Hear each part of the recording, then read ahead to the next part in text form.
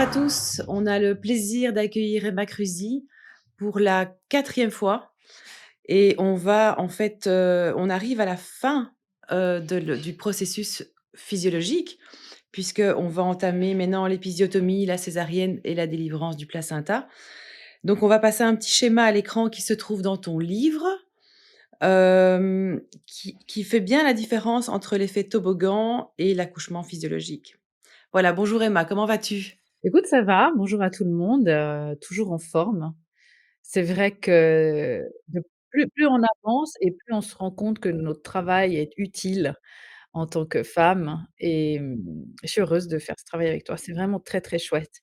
Donc merci encore une fois pour ta curiosité et continuons. Bah, moi, je suis toujours en forme, hein. Chaque fois qu'on avance, c'est comme un pas devant l'autre. C'est l'essentiel. Même si aujourd'hui, effectivement, tu nous as dressé une liste de joyeuseté, terrible. Bah, il faut passer par là parce qu'en fait, c'est la comme on l'a déjà vu, c'est le résultat de gestes qui engendrent, ce genre de pratiques qui ne sont pas toujours, bénéfiques ni pour la femme ni pour l'enfant d'ailleurs. Mmh mh. Donc en fait, on a vu que, il y a une hormone qui est super importante qui est l'ocytocine naturelle, qui est importante d'ailleurs déjà depuis la grossesse et qui est super importante jusqu'au moment où il y a la délivrance du placenta, qui est très timide, donc il faut la préserver, ça on en a déjà parlé, qui a un aspect psycho-émotionnel super important. Et par rapport à l'effet toboggan où là, on fait appel à l'ocytocine de synthèse, notamment, hein, il y a aussi la prostaglandine, mais cette ocytocine de synthèse va vraiment agir uniquement sur le moteur, tandis que l'ocytocine naturelle va agir sur tout l'aspect psycho-émotionnel, sur le lien qui se crée avec l'enfant. C'est la colle entre la mère et l'enfant et aussi le partenaire. On rappelle aussi qu'il faut être vigilant par rapport aux molécules qui sont utilisées quand on fait appel à l'ocytocine de synthèse. On va pas en rediscuter, mais on l'a expliqué dans la précédente capsule, comme quoi il peut y avoir des effets secondaires, assez importants et qu'il y a des molécules qui sont encore utilisées aujourd'hui sur le marché hors AMM. Oui. Donc, quand on fait appel à, des moyens chimiques, beh, forcément on fait appel on est obligé de poser un monitoring qui n'est pas toujours fiable, on en a déjà parlé également. On est obligé enfin, ils pratiquent aussi des touchés vaginaux assez conséquents, hein, puisqu'on rappelle qu'en fait une dilatation ne se fait pas comme on nous l'a appris 1 cm par heure, c'est pas linéaire, c'est souvent plus rapide en fin de travail. Donc, le problème des touchés vaginaux multiples est quand même assez, il faut regarder en tout cas à ça. Hem et donc à ce moment-là, beh, forcément quand on déclenche, souvent on doit faire appel à la péridurale. Ça empêche la maman de se mouvoir et voilà, ça c'est toute l'histoire du de l'effet toboggan puisque la maman se retrouve sur le dos, elle ne sait pas bouger et donc forcément, elle contracte moins et c'est là qu'on arrive à, une épisiotomie. Tandis qu'en fait, dans l'accouchement physiologique, plutôt que d'avoir une péridurale, c'est toutes les hormones des endorphines qui vont se mettre en route, qui vont servir d'antidouleur et alors il y a aussi l'eau. Toi, tu expliques bien dans ton livre que tu as accouché dans une piscine avec de l'eau. Alors pas une piscine où on est assis, où on ne sait pas se mouvoir, on ne sait pas se bouger, mais une piscine où tu peux, en fait, adopter la position, dans laquelle tu te sens le mieux et qui va le mieux convenir au bébé pour pouvoir vraiment entamer sa descente. Et ce qui permettra aussi le réflexe d'éjection du fœtus qui ne va pas abîmer le périnée et qui va faire descendre que le bébé et pas tous les autres organes. Donc, au niveau de l'épisiotomie, c'est un geste qui est pratiqué souvent sans nous le dire. On Mmh. nous le dit après, en fait et on nous dit que c'est souvent pour éviter une déchirure. Or, toi, tu t'es aperçu que la déchirure a eu lieu après. Mmh. Alors, est-ce qu'on peut dire qu'une épisiotomie, finalement, c'est une violence obstétricale? Ah mais complètement, c'est une mutilation. Je pense que maintenant il faut l'assumer puis le dire. En tout cas, moi, c'est mon cas et quand tu parlais de l'effet toboggan qui aboutit à l'épisiotomie, ça, j'ai envie de dire, c'est encore un moindre mal quand on est sur l'effet toboggan parce qu'en général, on voit de plus en plus que ça finit en césarienne. Code rouge ou pas code rouge. Bon, finalement, ce code rouge, je trouve que ça fait beaucoup de bruit, mais au final, la femme reste, avec cette sensation d'avoir été césarisée, et de pas avoir été capable. C'est toujours la même rengaine. J'ai pas été capable, bref. On reviendra sur ces points-là Et effectivement, l'épisiotomie, pour moi, c'est une mutilation et pas que pour moi, mais c'est tellement dans les mœurs, on a tellement dit aux femmes: «Oui, mais ça va prévenir la déchirure». Il y a même encore aujourd'hui des obstétriciens, Nathalie, qui disent: «Oui, mais alors si je vous la fais pas, vous allez exploser». Moi, parce que bon, comme tu sais maintenant, je me farcis des milliers d'heures, ça compte plus qu'en centaines maintenant, parce que je tiens aussi des statistiques à jour. Des milliers d'heures alors, ce sont des émissions en télé-réalité qui se font dans les maternités, ce sont des émissions aussi sur des plateaux. Je me les fais quasiment toutes et je décortique ce que les femmes disent de leur expérience et je prends des contenus récents. D'ailleurs, la RTBF a diffusé il y a quelques mois un reportage sur les violences obstétricales. Plutôt bien fait, j'ai envie de dire, hein, dans les grandes lignes, mais il y a toujours, l'effet Oberon qui n'est pas mentionné. Il y a toujours le vrai récit qui n'est pas mentionné. C'est-à-dire que les femmes, on leur dit: «On vous a fait une épisiotomie», elles comprennent que c'est une mutilation parce que la plupart, dans leur projet de naissance, elles disent: «Je ne veux pas d'épisiotomie». Donc encore maintenant, on fait ce qu'on appelle les points du père, parce que le problème, c'est que ça va aussi avec ça. C'est-à-dire que non seulement on coupe le périnée des femmes, soi-disant pour prévenir que le bébé reste étouffé. On est écoute, on est dans des contes pour enfants. C'est aussi simple que ça. On est à ce niveau-là. Et je me dis comment des professionnels peuvent encore penser qu'une déchirure, puisque l'épisiotomie est une déchirure induite, peut prévenir une déchirure. Ça n'a aucun sens. Une déchirure ne peut pas prévenir une déchirure. Regarde, moi, je prends ta main, je la mets sur une plaque brûlante, c'est pour éviter que tu te brûles. Mais comment peut-on encore dire et répéter des âneries pareilles? On prend l'image d'un bout de tissu qu'on coupe. Tu prends un ciseau de couturière, tu coupes un bout de tissu, c'est l'équivalent de l'épisiotomie. C'est l'équivalent d'une déchirure au deuxième degré. Il est évident que si ton tissu, tu une fois qu'il est incisé, tu tires dessus, il va beaucoup plus vite se déchirer. C'est d'ailleurs comme ça qu'on coupe le tissu quand on va aller vite, quand on fait de la couture. Alors que si tu prends un tissu intact et que tu tires dessus, il y a peu de chances pour que tu y arrives. Eh bien, la déchirure qui suit une épisiotomie, sera forcément dans un degré plus important, donc 3 ou 4e degré. On a même des lésions au sphincter anal. Ça n'a plus de fin, c'est liste d'effets secondaires et donc les femmes, dans le meilleur des cas, elles savent qu'elles ont été mutilées, donc elles peuvent, comprendre qu'elles ont été victimes et puis dans le pire des cas, on leur dit, ce qu'on m'a dit à l'époque, pour ma première fille: «Ah, vous avez, eu une déchirure, on m'a caché l'épisiotomie, je ne savais même pas qu'on m'avait fait une épisiotomie». Faut aussi dire que la femme soit sous péridurale ou pas, dans le feu de l'action, certaines ne le sentent même pas. Alors il y en a qui le sentent, hein, donc on passe même encore ça. Mais après, on reste tout le temps en train de se dire: j'ai déchiré» et on peut l'apprendre des années après en regardant parce que vous avez le droit, celles qui écoutent cette vidéo, de réclamer le procès-verbal de votre accouchement et donc dans ces cas-là, vous pouvez découvrir normalement, si les choses ont été bien faites, la chronologie des événements et donc on remarque dans la plupart des cas que la déchirure survient après l'épisiotomie. L'épisiotomie, elle n'a jamais été, prouvée scientifiquement comme ayant des bénéfices. Il y a eu aucune étude à l'époque, ça a été fait en prophylaxie aux États-Unis pour que tu te rendes compte à partir de la moitié du 19e siècle, c'est là où on a commencé à le faire. En prophylaxie, ça veut dire en prévention, c'est-à-dire que toutes les femmes, elles accouchaient et hop, une petite incision du périnée et puis ça rend l'accouchement plus rapide et cetera et cetera. Bon, parce qu'on s'en foutait complètement évidemment. Heu, il n'y a qu'un homme pour initier une chose pareille. Je me suis toujours dit: «Si on avait fait ça au pénis des hommes, ça fait belle lurette qu'on aurait laissé tomber l'épisiotomie» et donc on j'en ai déjà parlé et j'en parle dans mon livre.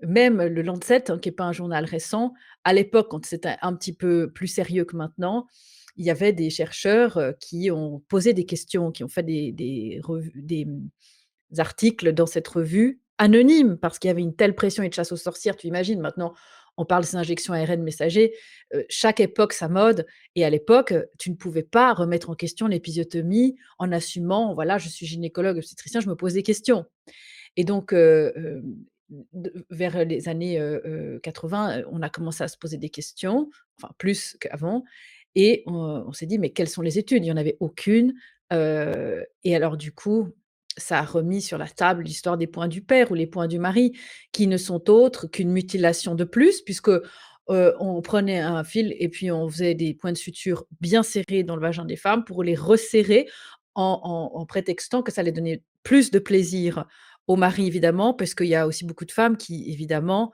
ont peur, de ne plus satisfaire les exigences de monsieur. Ça reste quand même toujours aussi quelque chose qui traîne dans le fin fond de nos tiroirs féminins, de se dire: «Est-ce que je vais toujours» il y a ça quand même, hein, chez la femme. Je crois que l'homme se pose quand même nettement moins de questions: «Est-ce que je vais toujours plaire?» surtout quand on voit l'état de certains au bout de 20 ans de mariage. Ils se posent moins de questions quand même, hein. Blague à part, ce qui n'est pas une blague pour moi, parce que c'est vrai que certaines fois je me dis: «Mais les femmes, si seulement les femmes avaient conscience de tout ce qu'elles font, de toute cette conscience qu'elles ont dans leur vie, la femme est le pilier de la famille.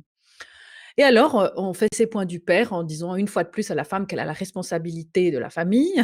En gros, c'est un peu ça, pour rentrer dans cette dimension, vaginale idéale alors que c de nouveau, c'est un mythe, le vagin est un élastique donc arrêtons de dire que les femmes vont être complètement mutilées après et qu'il faut absolument, les recoudre, serrer et ça continue et donc dans ce reportage, qui est passé donc, en 1er en Belgique chez toi, qui a quelques mois sur les violences obstétricales, on voit une femme témoigner de son épisiotomie et elle dit: «Voilà, on m'a fait le point du père» et donc, elle raconte comment elle a pensé que sur le moment elle ne savait pas que, voilà, c'était peut-être bien pour, préserver sa future, vie, sexuelle et intime et ça fait affreusement mal et donc, on a des sages-femmes qui témoignent et notamment dans ce documentaire-là, évidemment de façon anonyme et qui dit: «Mais ce n'est absolument pas désuet, ça continue d'être pratiqué régulièrement et donc, c'est l'omerta totale parce que les professionnels savent très bien ce que c'est. Ils font l'autruche en disant: «Ah mais non, on n'a jamais lu ça dans des manuels».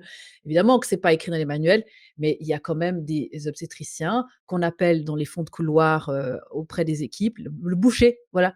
Il y a quand même des sacrés malades mentaux qui continuent d'opérer. De temps en temps, il y en a un qui est chopé parce que c'est les dossiers sont beaucoup trop élevés. Mais vraiment, les femmes qui nous écoutent, refuser l'épisiotomie, ça n'a aucun sens. Oui, on rappelle que l'épisiotomie, en fait, c'est un geste qui va pouvoir être facturé et donc qui rapporte. De nouveau, on est dans ce domaine de l'industrie, du commerce. Oui, c'est sûr que l'épisiotomie, fait partie des grilles tarifaires.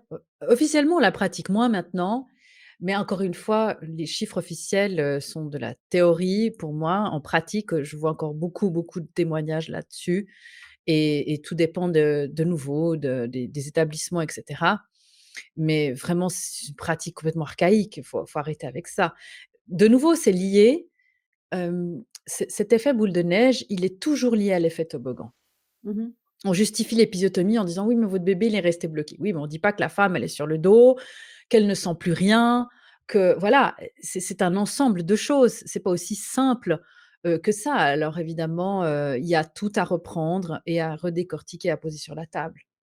Et on en revient aussi à la césarienne, il y a beaucoup de césariennes, en fait, qui découlent d'un non-respect de la physiologie, hein. Il y a évidemment les césariennes qui sont vitales, comme quand il y a un placenta, prévia. Donc là, on n'est pas du tout dans ce genre de choses ici, par rapport à ton livre et à tes formations. Mais il y a les césariennes de complaisance. Comme tu dis, «Je peux pas, j'ai golf». Il y a énormément de césariennes évidemment qui sont programmées pour que la femme n'accouche pas un dimanche soir ou un dimanche matin ou un samedi soir, et donc c'est toutes ces césariennes-là qui découlent de l'effet toboggan. De nouveau, la position sur le dos, hem il y a également, le monitoring, enfin toutes les conditions, on en a déjà parlé, hein, où l'ocytocine naturelle ne va pas être respectée et il y a aussi quelque chose de super important, c'est que la nature est faite pour que le bébé passe par le vagin, où il y a une flore, bactériologique, oui, super importante pour son microbiote, et une césarienne, ça laisse des cicatrices physiques, mais également, émotionnelles. C'est le bébé ne décide pas à nouveau du moment où il va venir au monde. Alors qu'est-ce qui peut, favoriser une césarienne? Donc est-ce que tu peux un petit peu reprendre ça en plus en détail? Oui, alors, la césarienne, on le voit bien sur l'illustration qui n'est pas dans le livre, mais on peut la télécharger gratuitement sur mon site. Dans les documents, c'est l'effet toboggan. J'ai voulu mettre ça en image de façon un peu plus, compréhensible, on va dire, comme un peu une bande dessinée et on voit que cette césarienne, qu'on appelle dans le langage, d'urgence le code rouge, qui en théorie fait naître le bébé en 15 minutes, sauf que ça n'existe quasiment jamais, c'est plus une 30 que 15, mais bref et cette césarienne, elle arrive, en fin de course quand on a épuisé tout le stock des gestes médicaux, qui causent des problèmes. Donc, on parle d'effet iatrogène, c'est-à-dire qu'on va créer un problème qu'il faut résoudre par un autre geste, qui recrée un problème et cetera et on arrive en bas et on voit que quand on monte sur ce toboggan, au début, ça nécessite en général, 2 composantes, qui sont pas nécessairement, utiles les 2 ensemble, mais ça aide beaucoup. La première, c'est l'ignorance et la deuxième, c'est la peur. Ça va de pair souvent, hein. Dès qu'on Mmh. on dit: «La connaissance libère», c'est pas pour rien qu'on dit ça, parce que la femme, souvent, elle arrive le jour de son accouchement, pas assez préparée. Elle est pas assez préparée, puis elle se laisse prendre en charge par la personne qui va m'accoucher. Voilà, déjà, j'ai tout dit dans cette phrase. Ouais. Ça résume bien l'état dans lequel on est depuis très longtemps, c'est-à-dire, on est déresponsabilisé de ce moment-là. C'est aujourd'hui normal pour une femme enceinte de s'abreuver d'émissions sur YouTube, dans les maternités, de voir des femmes courir, sages-femmes ou autres professionnels avec un brancard puis une femme qui hurle dedans. On continue d'avoir effectivement des gens se ruent à la maternité parce qu'ils ont perdu les os ou que la poche est fissurée. Alors en fait, on arrive par ignorance sur ce toboggan, mais par plein de portes. Là, je parle de la poche des os et pourquoi je parle de ça? Qui est lié clairement à la césarienne. Parce qu'en fait, quand on ignore, les vraies données, les faits et pas, et qu'on n'est pas dans la croyance, on pense par exemple, je vais prendre ce cas qui est très courant, de la femme qui perd les os, elle est chez elle ou elle a la poche des os fissurée et comme on lui a rabâché pendant toute sa grossesse, et qu'elle l'a vu aussi et qu'elle l'a entendu puis que ça fait partie de sa son disque dur interne, qu'il y a un risque d'infection, on en a déjà parlé dans une vidéo Ouais. précédente et qu'il faut courir à l'hôpital parce que sinon c'est la catastrophe, son bébé va mourir. Elle court à l'hôpital et souvent, ces femmes-là, même si c'est environ on dit 10 des femmes qui ont les membranes rompues avant le travail, ça fait quand même beaucoup de femmes sur 800 000 naissances en France par année, ça fait 80 000. Ça fait quand même là, on voit déjà les chiffres gonfler et donc elles se ruent à l'hôpital. Et puis là, il y a rien qui se passe. Alors, on les garde puisqu'elles ont fissuré et dans les protocoles, il faut que la naissance ait lieu dans un certain nombre d'heures après la fissure de la poche des os, hein. On va pas laisser la femme comme ça, dans la nature parce qu'on va présumer que maintenant son corps devient très dangereux. Ce qui n'est absolument pas le cas si on fait pas de toucher vaginal, je le répète pour les personnes qui se souviennent pas de ça et ce sont des études, dont on a déjà parlé. Et donc, la femme se retrouve avec un travail, dans la plupart des cas, induit. Alors on injecte, on fait mûrir un col qui est peut-être pas mûr, on balance des prostaglandines, on lance de l'ocytocine et comme ça devient difficile de gérer ce genre de contraction puisqu'on ne sait pas comment la mère va le gérer, alors on y va. Souvent elle prend une péridurale. Même la femme qui ne voulait pas, qui était partie dans l'idée parce que maintenant il y a aussi beaucoup de femmes qui disent: «Ah, je veux un accouchement physiologique».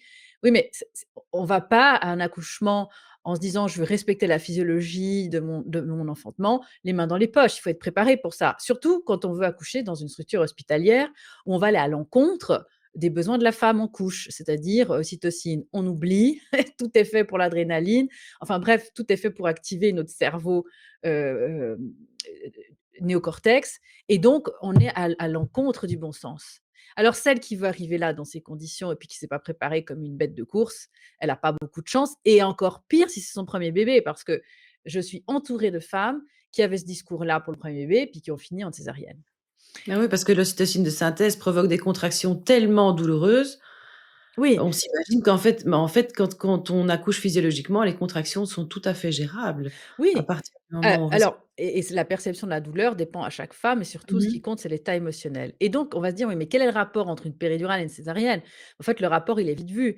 C'est qu'à partir du moment où on sait que la péridurale va ralentir le travail, Heu, c'est pas qu'une question de produit, c'est qu'une péridurale, elle cloue la femme au lit et les lieux où on dit: «Oui, mais non, faites des péridurales légères, vous pouvez marcher». Alors moi déjà, j'en vois et j'en entends très, très peu, c'est infime. Quoi qu'il en soit, le résultat, c'est qu'il faut monitorer. À partir du moment où on injecte, des substances pour créer des contractions induites, on va mettre des machines sur le ventre de la femme pour monitorer. Dans le meilleur des cas, on va dire: «Oui, on vous met une machine Wi-Fi, vous pouvez marcher». Non, mais ça, c'est du blabla. En pratique, ça n'existe quasiment jamais.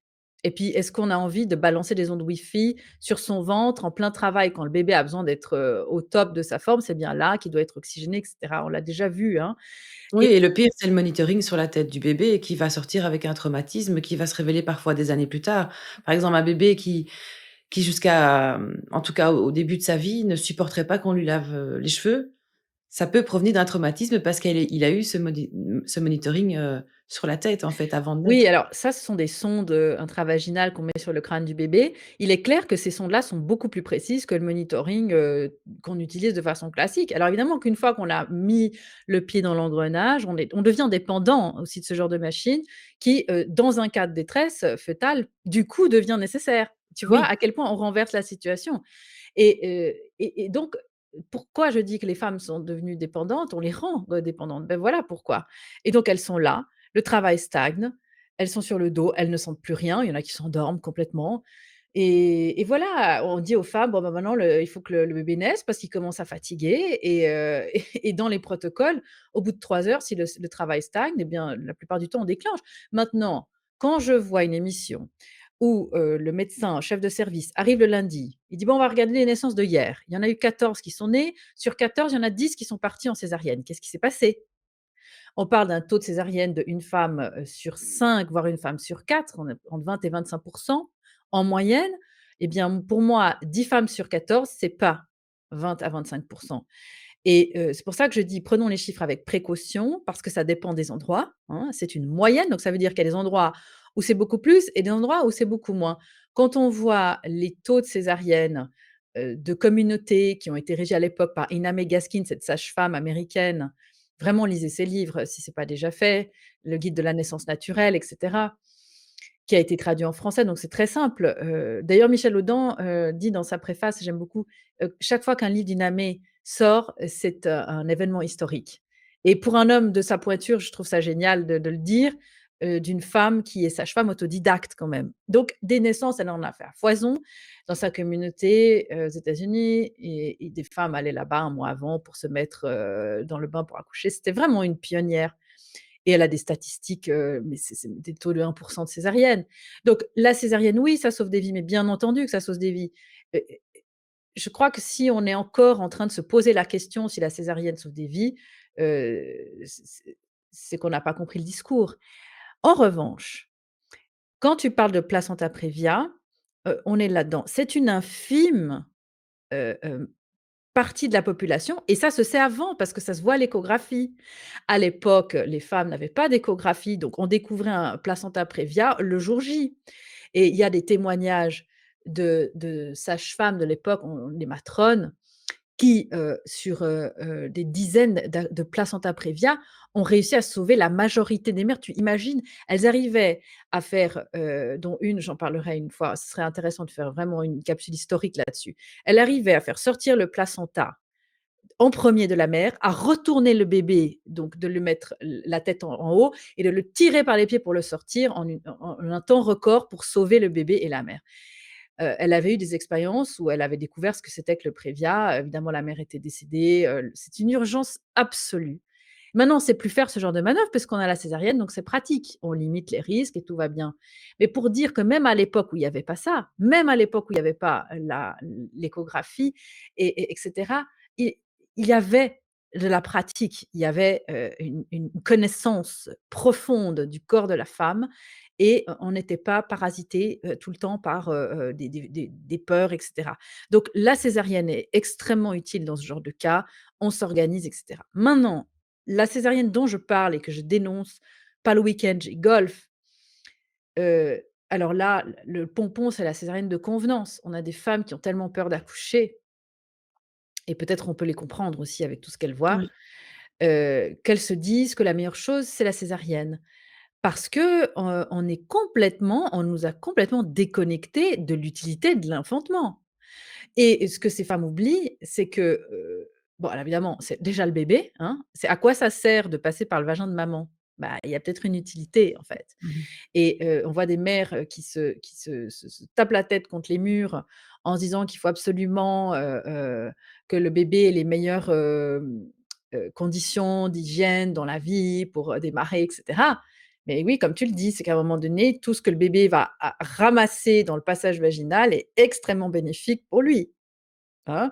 Et donc ça, on ne peut pas, alors oui, il y en a après qui arrivent à, en mettant À rééquilibrer. oui, elles rééquilibrent en mettant un doigt ou 2 dans leur vagin et puis en mettant partout dans le nez et la bouche du bébé.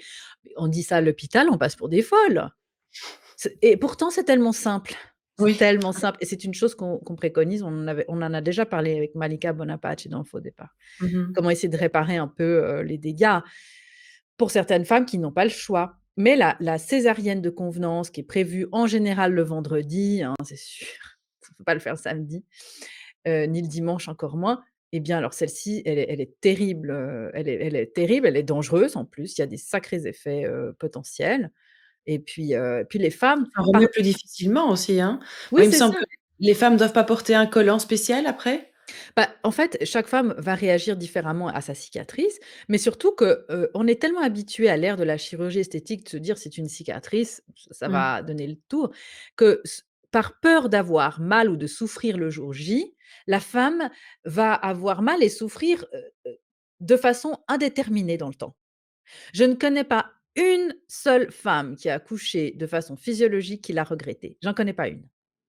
On est prêt à recommencer en fait Oui, d'ailleurs parce après. que le système hormonal soutient l'accouchement, on en a déjà parlé des endorphines, mais surtout efface les sensations intenses et douloureuses. Et donc il n'y a pas je ne connais pas un seul cas de traumatisme de femme qui a vécu son accouchement autonome, de façon autonome, où elle s'est sentie être dans sa puissance. Ça ne veut pas dire que c'est une partie de cartes, hein.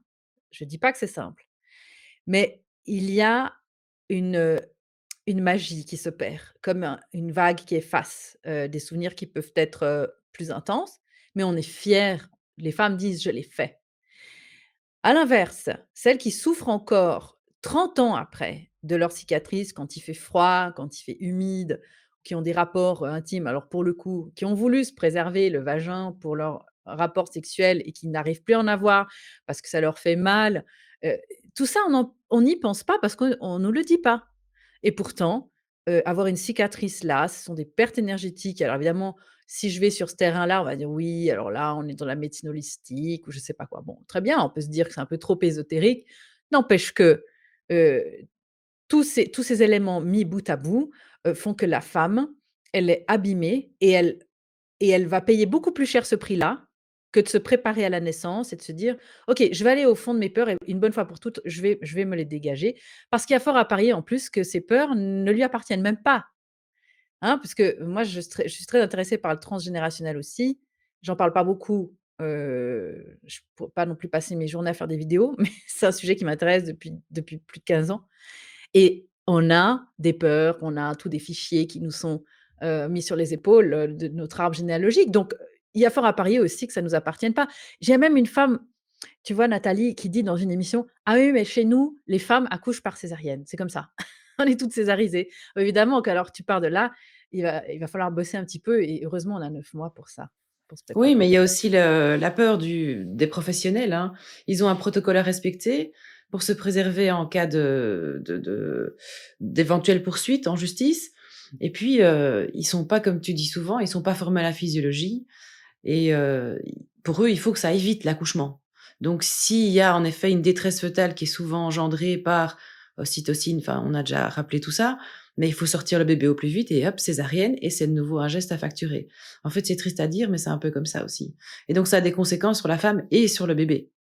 Alors, c'est pour ça que, d'une façon globale, ce qu'il faut bien se mettre dans la tête, c'est que l'obstétricien qui travaille dans un hôpital public, lui, il a son salaire à la fin du mois, OK? Donc lui, qu'il césarise ou pas, à la limite, c'est plus simple pour lui s'il césarise pas. Ouais. Parce qu'il est là, il est de garde et à la limite, il préférera qu'on lui foute la paix. C'est du bon sens. En revanche, quand on va dans une clinique privée, l'obstétricien qui vient, on le réveille au milieu de la nuit, monsieur, madame untel est en train d'accoucher. Bon, elle est déjà se lever à 3 heures du matin pour venir, tu penses bien que c'est mieux de se lever pour toucher quelques milliers d'euros que quelques centaines. Parce qu'une femme qui accouche sans, péridurale, qui est là en physio, ça rapporte pas des masses. Donc, c'est ça qui est fou dans le système, c'est qu'une femme pensera être mieux entourée dans un système privé, mmh, pour lequel en plus, comble du comble, elle aura cotisé et payé plus cher, Mmh. pour au final en sortir avec plus de probabilité d'avoir une césarienne en bout de course que si elle était allée, dans une structure publique. Où on a plutôt tendance, je dis, ça dépend après des structures, hein, toutes ne sont pas comme ça. À Genève, c'est le cas clairement. On voit moins de césariennes à l'hôpital public que dans les cliniques privées. Alors évidemment, le pompon, ça reste d'accoucher, dans une maison de maternité, une maison de naissance ou à la maison, si on a les feux verts et qu'on a une grossesse à bas risque. Alors là, les taux de césarienne s'effondrent complètement, complètement, parce qu'il y a aussi une composante qui est capitale, c'est quand je vais aller à la maternité. Le plus tard possible est le mieux. Évidemment que si on court dès qu'on a le moindre symptôme ou la moindre suspicion de fissure de l'apogéso, bah, c'est fichu, hein. Franchement, c'est fichu. C'est très mal parti dans ces conditions-là. Mmh. D'où de se libérer, de la peur par la connaissance. Il y a aussi le fait, qu'on dit souvent aux femmes: «Ah là, le bassin va être trop petit», parce qu'on a fait des examens de pelvimétrie et en fait, ces examens sont effectués alors qu'on est sur le dos et que c'est là justement que le bassin est le plus fermé.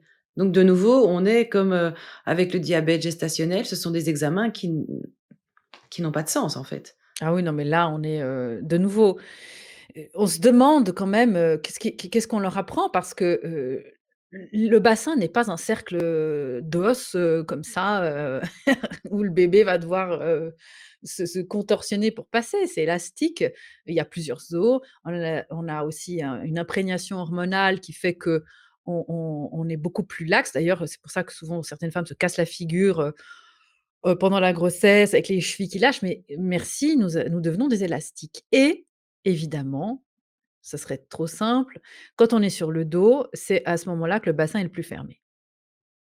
Donc alors déjà, on va dire: «Oui, mais alors pourquoi on accouche sur le dos?» Oui, mais alors ne cherchez pas la logique les amis, la logique, elle a été toute simple à l'époque de Louis XIV, on a eu des accoucheurs, comme Morisot, qui ont énormément influencé ça. C'était uniquement pour que le roi voie le la descendance naître. Ça n'a aucun sens scientifique. Là, je crois que tout le monde est d'accord là-dessus, mais il y a encore, toujours cette pratique. C'est beaucoup plus simple pour le professionnel, il voit bien le périnée, lui, il est bien installé, tout va bien. Le bassin, à ce moment-là, lui, il est fermé au max et on voit très bien dans les histoires, d'accouchement justement dans des cadres, physiologiques à la maison ou dans ces communautés-là aux États-Unis où il y a des milliers de naissances qui sont nées comme ça. Même en cas de dystocie des épaules, parce qu'on n'a pas trop évoqué ce cas-là, qui est aussi une urgence, oh là là, le bébé est resté bloqué. Il y a beaucoup quand même d'angoisse autour de cet accouchement, hein. La mère devient une prison pour le bébé. En fait, les femmes, à partir du moment où elles se mettent à 4 pattes, ça ouvre le bassin, hein, quasiment au maximum et on a des dimensions qui varient énormément. Et le Donc crâne du bébé, s'adapte aussi, hein. oui, alors le crâne évidemment que, on voit, hein, les fontanelles, c'est tout mou, pendant quand même un bon moment après la naissance et donc, le bébé, évidemment s'adapte, mais le bébé va faire sa rotation. Il fait sa rotation pour les épaules. C'est une rotation qu'il fait, il a aussi cette sagesse de naître. Évidemment que si on est flanqué sur le dos et puis que, le bébé ne peut pas bien s'engager et qu'on lui laisse même pas le temps de faire sa rotation, on va dire: «Oui, mais heureusement qu'on était là» parce que les professionnels sont pas, encouragés à pratiquer ce qu'on appelle le hands off, les mains en l'air, alors qu'un professionnel vraiment rodé à la physiologie et qui a à cœur son art, c'est un art. pour moi, c'est plus qu'un métier, hein, d'être là, dans cet univers-là, c'est un art. Lui, il sait que, son rôle capital, c'est de préserver la nature. La et le bébé sait faire sa danse. Si la mère, on la laisse tranquille, elle n'est pas sur le dos. Et donc, il a toute l'espace nécessaire pour faire sa rotation une fois que la tête est sortie, puisqu'on pense souvent, enfin, on pense même pas, des fois, certaines fois, on se pose même pas la question, mais la tête du bébé sort, il y a une pause et après il fait sa rotation et ensuite les épaules et le corps sortent et cette pause peut durer des fois plusieurs minutes. On laisse pas ces minutes-là dans les structures. On fait à la place du bébé. Donc le bébé aussi, on lui dit: «Tu es pas capable», entre nous. Mmh. Tu sais à quel point je suis pointilleuse sur, les messages énergétiques et qu'on a aussi tous, dans notre histoire. Donc il y a fort à parier que dans notre naissance à nous tous, hein, même si vous n'avez pas d'enfant qui écoutez ces vidéos, heu, et bien, quand vous êtes nés, on vous a pas laissé faire votre mouvement. Donc on vous a dit: «Tu n'es pas capable, toi non plus». Alors imagine quand tu te reconnectes à ça et tu dis: «Ah mais dans ma vie, je me suis souvent sentie inférieure ou je» ça peut être lié à tout ça. Pourquoi on le sépare de nouveau, on saucissonne? Pourquoi on oublie? Pourquoi on ne nous dit pas? Bah, parce que tout simplement on s'en fout. On part du principe qu'on est vivant, que les mères sont vivantes, que tout va bien, qu'on sauve des vies, mais c'est pas comme ça. C'est pas comme ça qu'on va arriver à une civilisation, responsable, qui arrive. Moi, je place la barre très haut, hein, peut-être, pour certaines personnes trop, mais j'ai espoir qu'on puisse arriver à des générations prospères, tu sais? Et pour ça, c d'aligner toutes ces choses tellement importantes, de se réapproprier tous ces moments et de se dire: «OK, bah, ça s'est pas passé comme j'aurais voulu, mais maintenant que je sais, je vais passer l'information». Mais c'est vrai que la césarienne doit rester finalement, comme tu le dis aussi, un plan Z. En tout cas, Oui. il y a des femmes qui préfèrent, mais il faut aussi se dire que quand on accouche, à la maison, c'est pas une option, je veux dire, il y a toujours une porte de sortie. Il y a toujours moyen de si jamais il y a quoi que ce soit et encore, comme on l'a déjà dit auparavant, quand il y a un problème comme ça, c'est pas en 5 minutes qu'il y a une urgence. On le voit venir, il y a le temps de réagir. Là, voilà, le bébé est né. Qu'est-ce qui se passe par rapport au cordon ombilical? Donc c'est ce qu'on appelle un clampage, hein, c'est ça, oui, le cordon ombilical. Souvent, voilà, on doit de nouveau aller vite, on sort le bébé, paf, on demande au père qui pour une fois a un rôle, de couper le cordon ombilical. Or, en fait, il y a un énorme échange qui se fait à ce moment-là et on a tout intérêt, comme tu le dis, à laisser le bébé quelques minutes, encore avec son cordon ombilical et au pot à pot avec la maman. Mmh. Hem, alors là, tu pointes, vraiment un point qui est hallucinant. C'est que j'entends encore l'autre jour un professionnel dire sur un plateau sur, France Télévisions: «Oui, c'est très important que le père coupe le cordon, ça sépare symboliquement le bébé de sa mère». Alors moi, j'ai envie d'aller sur le plateau et de dire: «Non mon chéri, ça sépare le bébé de son garde-manger, c'est différent, du frigo et de la bonbonne à oxygène, mais pas de maman». C'est de nouveau, ce sont des images dingues et on continue de dire: «Oui, c'est très important», mais rien du tout. Pourquoi pas le faire? Ça veut pas dire qu'il faut pas le faire. Ça veut juste dire que le cordon est relié au placenta et que le placenta, c'est le garde-manger, la bonbonne à oxygène de bébé. Voilà. Alors, clamper un cordon, ça veut dire mettre des pinces de part et d'autre et on coupe au milieu pour éviter, que ça saigne évidemment. Alors ce clampage-là, on l'a fait et on continue de le faire dans beaucoup de cas. Dès que le bébé sort, on coupe et en cas de césarienne, encore plus, hein, parce que souvent, il faut réanimer le bébé. En cas de césarienne, le bébé, il est pas essoré comme il devrait grâce aux contractions et alors l'essorage final, c'est le passage dans le vagin. Ça essore les poumons, ça vide, tout ce qu'il faut comme mucus, le plus possible et le bébé sort et il peut prendre sa première inspiration. Quand on sort un bébé par césarienne et encore pire quand c'est une césarienne prévue où il y a eu 0 contraction, alors là, en général, on clampe, on part et on va le vider, Mmh. c'est déjà pas le meilleur, cas. Bien que, certains professionnels commencent un petit peu à réaliser qu'il faudrait laisser le cordon battre. Alors pourquoi il faut le laisser battre? Bah, en fait, tout simplement parce que la réserve de sang du bébé, Donc quand on parle de sang, c'est pas juste, que c'est joli de dire, que je récupère mon sang. C'est que, dans le sang, évidemment, il y a l'oxygène, il y a les globules rouges, il y a le fer et une grande problématique des enfants, ça peut être l'anémie, donc manque de fer.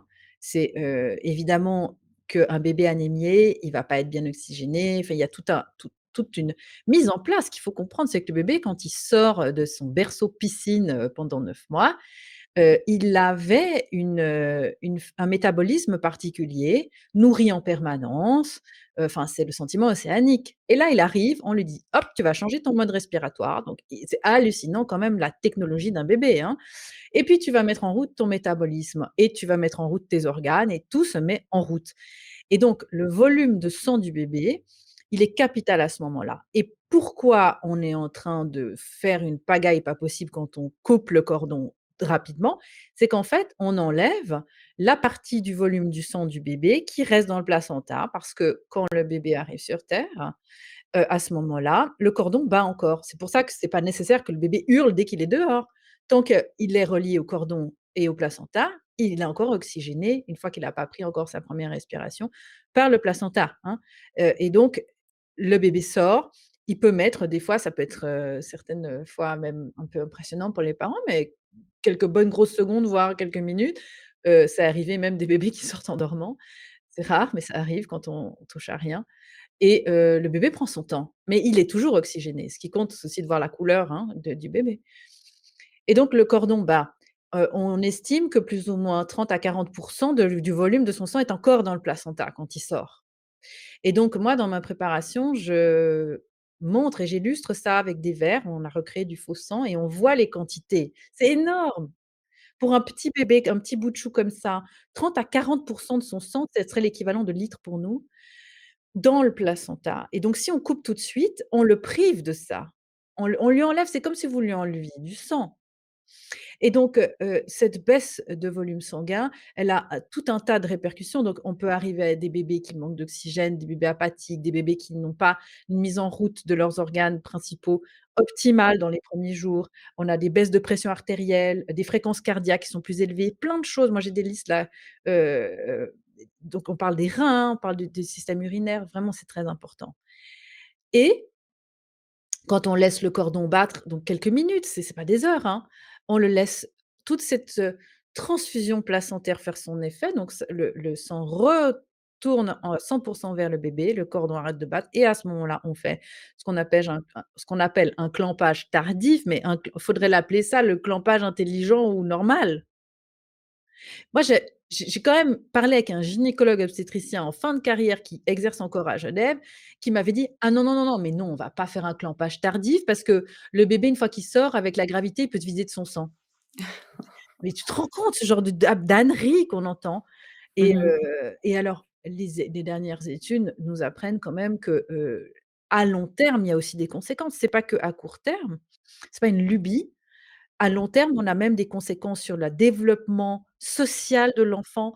On a des taux de ferritine évidemment plus bas, donc à 6 mois, on a des taux d'anémie qui peuvent exploser selon le clampage, précoce ou pas et en fait, tu te rends compte, même la motricité fine de l'enfant dans ce développement peut être impactée et qui va faire le lien de: «J'ai eu ma réserve de sang, donc tout ça, c'est pas rien. Le sang, c'est la vie. Qui peut vivre sans sang? Personne. Donc vraiment, j'insiste, c'est vital et même dans les recommandations de l'OMS, alors pour te dire, Ouais. hein, pour te dire si même l'OMS le dit, peut-être plus pour longtemps parce que, malheureusement, avec cette subversion terrible, mais qu'il devrait y avoir les réanimations faites au bébé, si besoin, encore attaché à son placenta. C'est-à-dire qu'il faudrait, même en cas de réanimation, avoir le professionnel qui réanime le bébé sur, quasiment le périnée de sa mère à ce moment-là, encore accroché à son placenta et il faudrait que les machines viennent à cet endroit et pas une fois de plus que l'enfant ou l'être humain s'adapte à la machine qui est accrochée à un mur. Parce que c'est ce qui se passe aujourd'hui. C'est-à-dire qu'on dit: «Ah oui, non, mais» parce que la salle de réanimation, elle est à côté ou elle est même juste même à 2 mètres, mais il da tu ça veut dire que tu dois couper le cordon à un moment donné. Techniquement, tu peux pas tirer, le cordon ne fait pas 2 mètres ou 10 mètres. Donc ça, ce sont des plaies et des plaies et on continue, parce qu'on parlait de césarienne tout à l'heure et je finis là-dessus, de dire: «Oui, mais alors madame, vous aviez le cordon trop court, le bébé ne pouvait pas descendre». Alors heureusement qu'on a fait la césarienne parce que sinon il était coincé ou il manquait d'air parce qu'il avait le cordon autour du cou. Alors ça, tu vois Nathalie, je crois que si on est aussi dans une image, de fausse croyance absolue, c'est cette histoire de cordon trop court, de cordon enroulé autour du cou, Mmh. ce qui fait un non-sens puisque en fin de travail, ce que les gens ignorent, c'est que le l'utérus avance aussi, hein. I Donc le bébé, si ici on est dans le vagin et que là on est dans le fond de l'utérus en haut du ventre, le bébé qui est là avec le col, quand l'utérus contracte, ça pousse le bébé dans le col qui se dilate et il entame sa descente et en fin de travail, l'utérus, il est là, il descend avec les contractions. Donc le bébé a un espace qui le sépare, si tu veux, le cordon est beaucoup plus, ratatiné, la distance est beaucoup plus courte en fin de travail entre le placenta et la sortie qu'au début. Donc ça n'a pas de sens. Le placenta ne reste pas en haut avec le bébé qui descend et qui tire sur son col. Tout avance.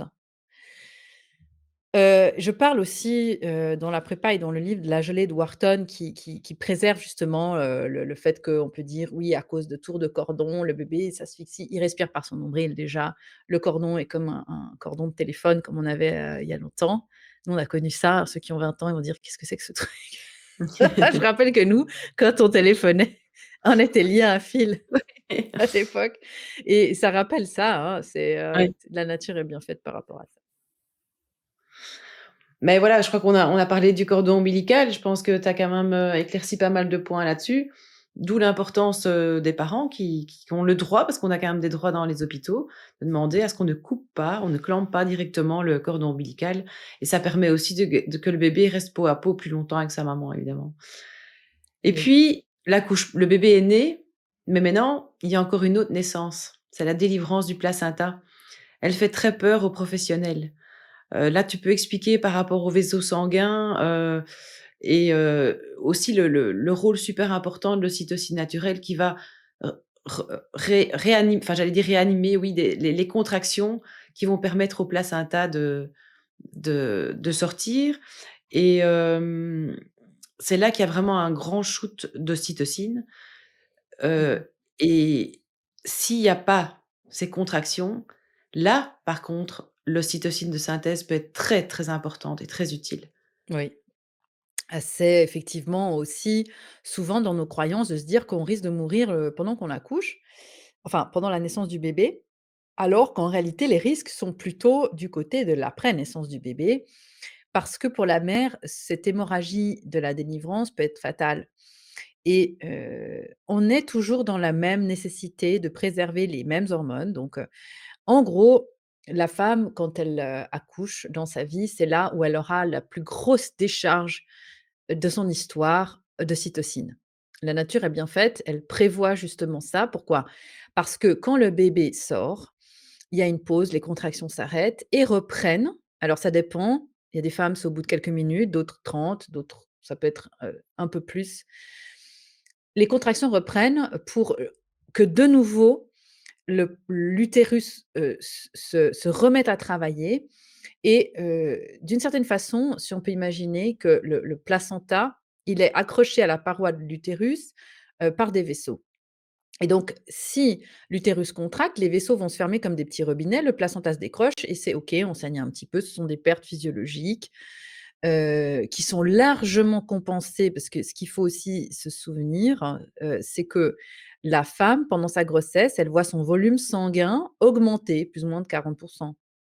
Donc ça a aussi une incidence, sur le fait qu'elle est résistante, par rapport aux pertes sanguines physiologiques de la naissance et puis du postpartum.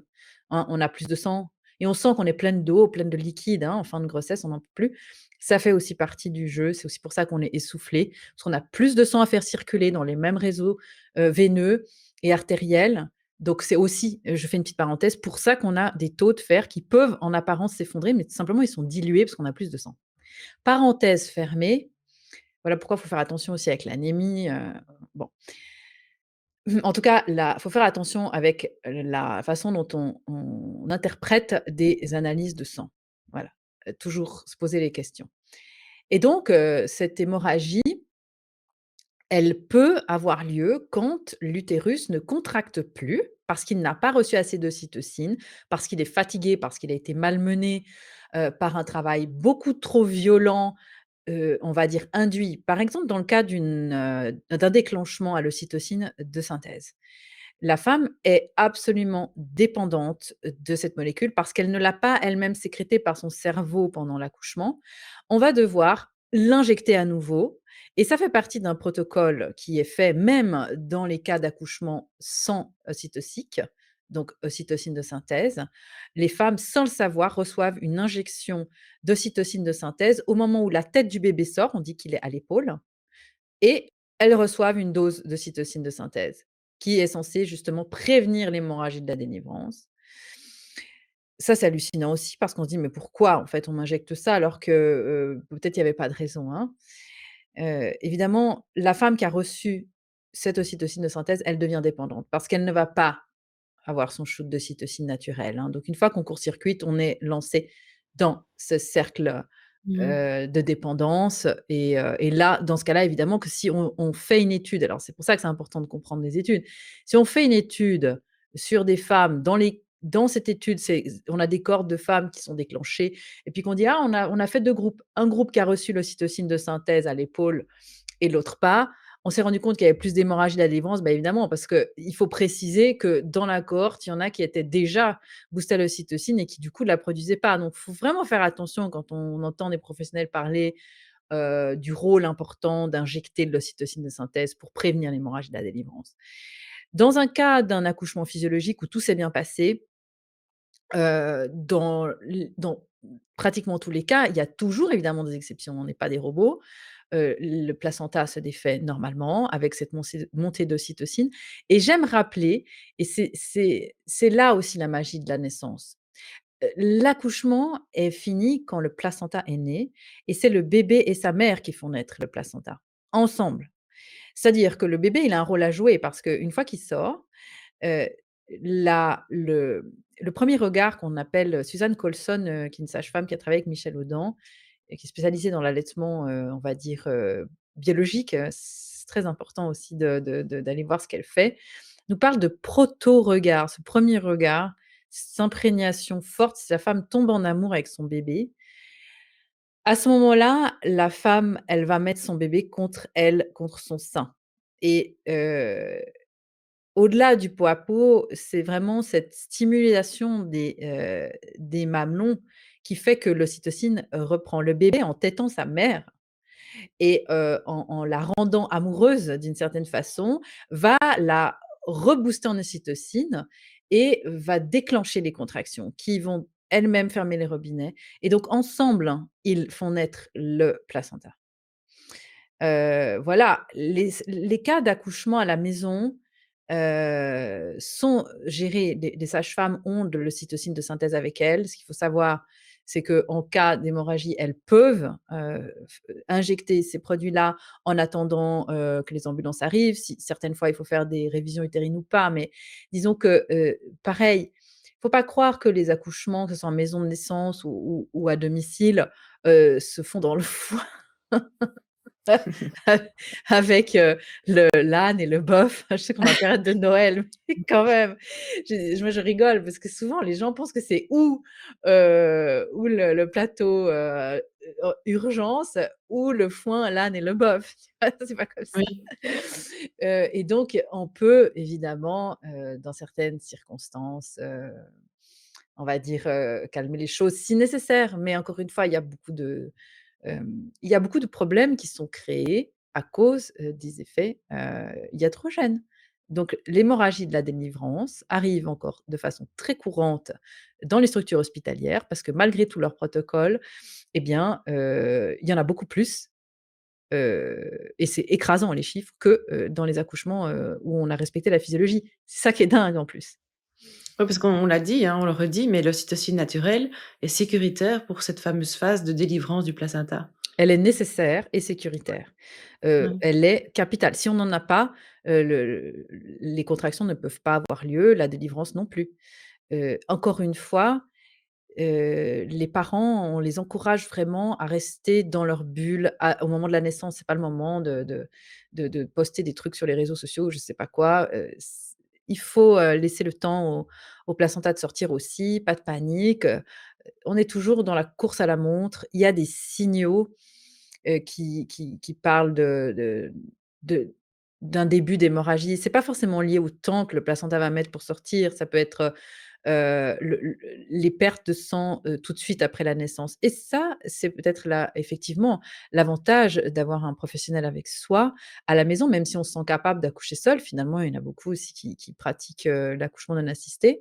Une personne professionnelle à l'œil, elle est capable, même dans un accouchement dans l'eau, d'estimer à peu près les pertes et d'être relativement vigilant. Ça ne veut pas dire, d'être en panique, ça veut juste dire d'être vigilant et de porter l'espace pendant que les parents, eux, font leur job de parents, c'est-à-dire, se coller à leur bébé et donc j'ai envie de dire à la limite, ça devrait être dans l'idéal, quelque chose, que qui arrive de façon rarissime et c'est le cas dans le quand on respecte la physiologie de la naissance. Malheureusement, dans les hôpitaux, ça arrive très régulièrement. Comme il y a énormément de naissances, on va dire: «Oui, il y en a plus». Oui, mais elles sont extrêmement liées à tout ce qu'on fait. On se déchaîne sur les utérus des femmes avec, justement toutes ces molécules et puis même en cas de césarienne, on peut avoir des hémorragies aussi, hein. Oui, donc laissons le temps au temps, laissons ce moment magique, laissons le bébé en contact avec sa maman, ne coupons pas le cordon ombilical tout de suite. Laissons les choses se faire, sans interagir, quoi, à partir du moment où le processus a été respecté depuis le début. Oui, Puis, avec il y a aussi oui, une vigilance, que oui, voilà. si on a la chance d'avoir un professionnel avec soi, alors là, c'est super, et cette personne est là et fait ce qu'elle a à faire si nécessaire évidemment. Et le placenta, quand il sort, il appartient à qui? Ah bah, ça c'est la grande question. En théorie, il appartient aux parents et puis en pratique, ils doivent, tout a été retourné, hein, dans la pratique, c'est-à-dire que, les parents, s'ils ne s'opposent pas, on présume qu'ils sont d'accord de le laisser, comme déchet médical à la science, parce que souvent c'est ça repart, c'est rempli de cellules souches, un placenta. C'est une bombe de vie, certaines personnes le mangent. Je vous invite à vous renseigner si c'est quelque chose qui vous parle. Mmh mh. D'autres hurlent au cannibalisme. Moi, je fais partie des gens, qui pensent que c'est extrêmement bénéfique, de le consommer. Alors, ça peut être en gélule, hein, si on n'a pas envie de se faire un Oui. steak aller-retour.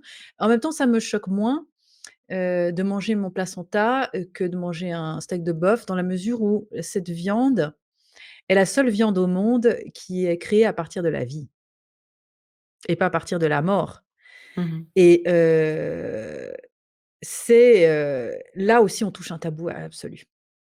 À creuser cette histoire, donc on l'utilise évidemment pour ses cellules souches et cetera. Quand on accouche, hors structure hospitalière, en général, les parents le récupèrent, le mettent un petit moment au frigo ou au congélateur et puis font des cérémonies, pour, le remercier et cetera ou peuvent le consommer, voilà. Cet organe est éphémère. Et quand on le voit, c'est une prouesse technologique, un placenta. C'est hallucinant, hein, c'est hallucinant. C'est rempli de vaisseaux, il y a des artères, ça a nourri et oxygéné un enfant. Ça a permis des échanges, même en cas d'incompatibilité de groupe sanguin entre la mère et le bébé. C'est technologiquement la pointe de la pointe et on n'arrive pas aujourd'hui ou pas encore, presque pas, on va y arriver bientôt, à recréer ça et Oui, de en effet, on oui. peut faire des gélules en homéopathie, ils font ça, hein. On Oui, les pose à un l'isothérapies placenta. placentaires, pourquoi pas? C'est pour moi, ce n'est pas la panacée, mais pourquoi pas? Chacun y voit, ses bénéfices. Je pense que c'est vraiment quelque chose qui appartient à la famille et de nouveau en théorie, on pourrait récupérer son placenta dans une structure hospitalière, mais selon les structures, va falloir batailler, hein, vraiment et c'est terrible de considérer, un résidu opératoire, un organe qui a permis la vie. Je trouve ça choquant. Personnellement, c'est choquant. Ça appartient aux parents, je mais bon, c'est une fois de plus, on est dans la confiscation de l'humanité. C'est clair. Voilà, je crois qu'on a terminé tous les faits et toboggans et l'accouchement physiologique. La prochaine fois, on va parler du rôle du partenaire qui est super important. Mmh Tu mh. as encore envie de rajouter quelque chose par rapport à ça? Oui, effectivement, le rôle du partenaire est capital. J'encourage vraiment, les conjoints à s'investir et surtout aux mamans de se dire qu'elles sont capables. Ça, je crois que c'est vraiment la première des choses. Mais avant d'aller réparer, parce qu'on parle beaucoup maintenant de violence obstétricale, avant d'aller s'entourer de thérapeutes pour, essayer de vider leurs émotions et cetera. Bah, alors ça, c'est très bien, il faut le faire. Mais déjà essayer de comprendre ce qui s'est passé. Et tant qu'on continue d'avoir un discours, qui, heu, qui culpabilise la femme indirectement en disant: «Oui, mais heureusement qu'on a fait ça parce que sinon, vous étiez en danger de vie ou de mort». Non, c'est pas comme ça. C'est pas comme ça dans la plupart des cas. Comme on l'a dit, c'est pas des placentas Prévia. Dans la plupart des cas, tout se passait bien jusqu'au moment où et quand on ne connaît pas les coulisses, quand on ne sait pas comment un accouchement a lieu, quand on ne connaît pas les effets, problématiques des gestes ou des molécules chimiques qui sont aujourd'hui pratiqués dans les accouchements, on va penser que tout ça était normal et que si on a eu un pépin, un tout petit pépin au début, une contraction les contractions s'arrêtent, j'arrive à la maternité. Ça, c'est un tout petit truc, mais les gens ne le voient même pas passer dans leur récit.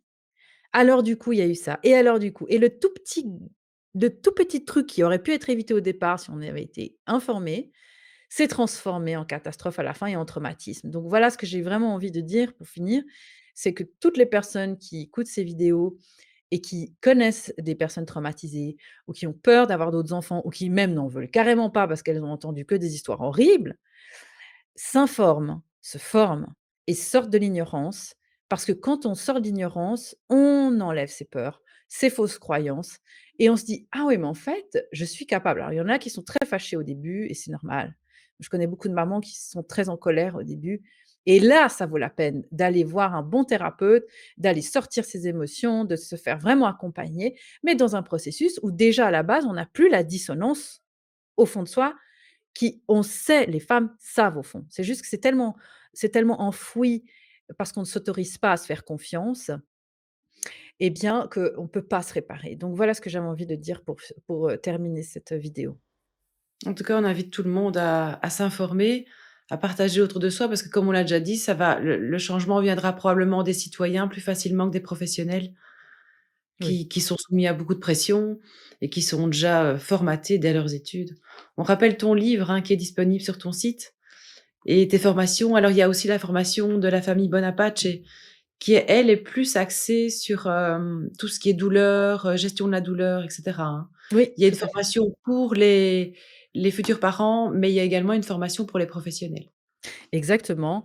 La famille Bonaparte est spécialisée dans la gestion non pharmacologique de la douleur. Donc, dans leur prépa, on c'est technique sur, les points d'acupressure, et cetera.